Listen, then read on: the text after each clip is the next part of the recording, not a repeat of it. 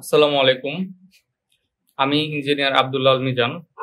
আজকে হচ্ছে আপনাদের সামনে একটা খুবই প্রচলিত একটা টপিক নিয়ে শেয়ার করব। সেটা হচ্ছে যে সিভিল এবং আর্কিটেকচার এই দুটি জিনিসের মধ্যে যে পার্থক্য, সেই পার্থক্যটা কিন্তু আমাদের হরহামেশাই আমাদের সমাজে প্রচলিত রয়েছে। যে আচ্ছা ভাই, আপনি কি সিভিল ইঞ্জিনিয়ার, আপনি কি 3D করেন? ভাই একজন আর্কিটেক্ট, ভাই আপনি ওই বিল্ডিংটা করেন? মানে কাজের যে প্রেক্ষাপট বা কাজের যে ডিফারেন্ট, সেই ডিফারেন্টই হচ্ছে এখানে মেইনলি হচ্ছে আলোচনার বিষয়।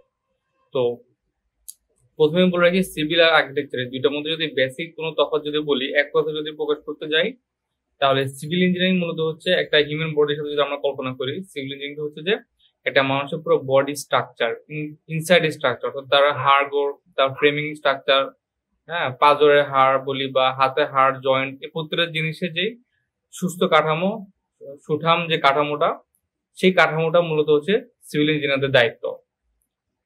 আর যদি হচ্ছে বাইরের যে লোকটা আর কি, অর্থাৎ একটা মানুষ দেখতে কতটা সুন্দর, দেখতে কতটা খারাপ, তার আউটার ইনার আউটার যে স্কিনটা আছে, স্কিনটা কতটা সুন্দর হবে, ফেসটা কতটা সুন্দর হবে, সেই জিনিসগুলো হচ্ছে যে পার্সনটা দেখে, সে মূলত হচ্ছে কি আর্কিটেক্ট। তাহলে কাজের ক্ষেত্রে হচ্ছে আমাদের সিভিল এবং আর্কিটেক্টের মধ্যে হচ্ছে প্রায় সময় আমাদেরকে একসাথে মিলে কাজ করতে হয়, কিন্তু ওনাদের আর আমাদের কাজের মধ্যে হচ্ছে অনেকটুকুই তফাৎ থেকে যায় আর কি। এখন যদি রিয়েল প্র্যাকটিক্যাল ফিল্ডে যদি চলে আসে, যেমন ধরুন আপনি একটা দোতলা বা তিনতলা একটা বিল্ডিং করেছেন, সেই বিল্ডিং যদি এমন হয় যে একজন আর্কিটেক্ট ধরে যদি বিল্ডিংটা করান, তাহলে বলা হয় যে বিল্ডিংটা তার প্রাণ ফিরে পায়। কিভাবে? একজন আর্কিটেক্ট ভালো করে বুঝে যে একটা বিল্ডিং এর কোন জায়গায় হচ্ছে রুমটা হলে, কোথায় জানালা হলে তিনি হচ্ছেন গরমকালে ঠান্ডা বাতাস পাবেন, আবার শীতকালে হচ্ছে তিনি কিন্তু রোদ আলো পাবেন।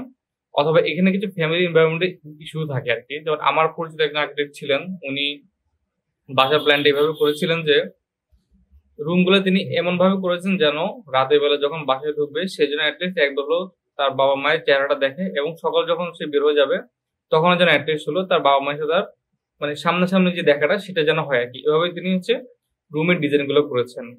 তো ওনাদের যে চিন্তা ভাবনা, যে ফিলোসফি, যে থট, সেই থট গুলো হচ্ছে যে সামাজিক বিহেভিয়ার দেখে সৌন্দর্য, আগামী 20 বছর পরে মানুষের রুচি চাহিদা কেমন চেঞ্জ আসবে, সেটার উপর ভিত্তি করে হচ্ছে যে তারা হচ্ছে ডিজাইন গুলো করে থাকে আর কি, প্ল্যানিং গুলো করে থাকে, 3D মডেলিং করে থাকে, একটা বিল্ডিং এর আউটার যে ফেস গুলো থাকে, অ্যাস্থেটিক যে ভিউ গুলো থাকে, বিল্ডিং এর সামনে অনেক সময় আপনার প্রায় সময় দেখেন যে ছোট ছোট পানির উৎস থাকে, সবুজ গাছপালার উৎস থাকে, এই জিনিসগুলো হচ্ছে মেনলি আর্কিটেকচার যে ভাইরা আছেন ওনারা করে থাকেন আর কি।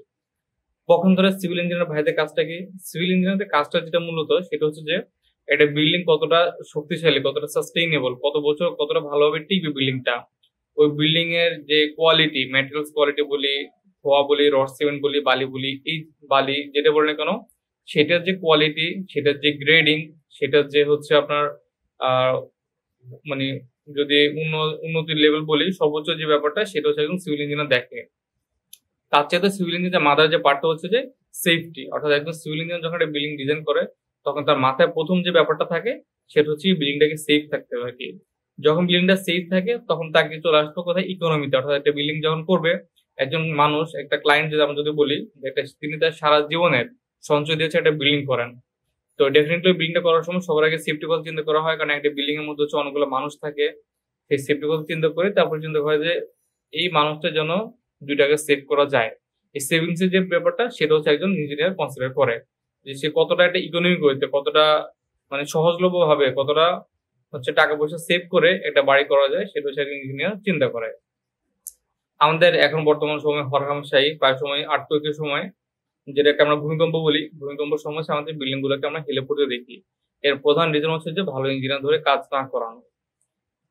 তো আশা করি আমার এই ভিডিওর মাধ্যমে আপনারা বুঝতে পেরেছেন যে একজন সিভিল ইঞ্জিনিয়ার আর একজন আর্কিটেক্ট, এই দুইটা পেশা, দুইটা প্রফেশনাল মানুষের মধ্যে বেসিক যে তফাৎটা, সেই তফাৎটা নিয়ে আমরা এখানে আলোচনা করেছি।